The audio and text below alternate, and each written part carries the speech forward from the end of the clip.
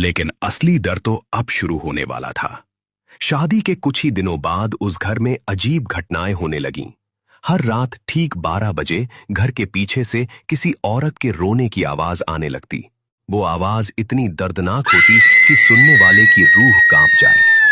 शुरुआत में सुरेश और प्रिया ने इसे अपना वहम समझा, लेकिन एक रात प्रिया की नींद अचानक खुल गई। उसे ऐसा लगा जैसे कोई उसकी खिड़की के बाहर खड़ा हो। जब उसने डरते डरते खिड़की का पर्दा हटाया तो उसके हाथ पांव सुन्न पड़ गए। आंगन में एक औरत खड़ी थी। उसका पूरा शरीर बुरी तरह जला हुआ था, बाल बिखरे हुए थे और उसकी लाल चमकती आंखें सीधे प्रिया की तरफ देख रही थीं। प्रिया डर के मारे चीख उठी। उसकी चीख सुनकर सुरेश भी जाग गया, लेकिन जब दोनों ने बाहर देखा, वहां कोई नहीं था। उस रात के बाद अजीब घटनाएं और बढ़ने लगीं। घर की दीवारों पर जलते हुए हाथों के निशान दिखाई देने लगे। रसोई में रखी चीजें अपने आप गिर जातीं। रात के अंधेरे में किसी के चलने की आवाज सुनाई देती और कई बार ऐसा लगता जैसे कोई घर के अंदर ही मौजूद हो। एक दिन प्रिया रसोई में अकेली खाना बना रही थी।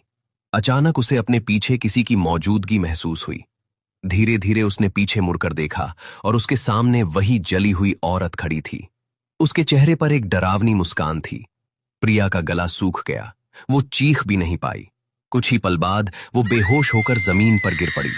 जब उसे होश आया, उसने सुरेश को सारी बात बताई। अब पहली बार सुरेश के मन में भी डर पैदा होने लगा, लेकिन अभी भी वो सच स्वीकार नहीं करना चाहता था।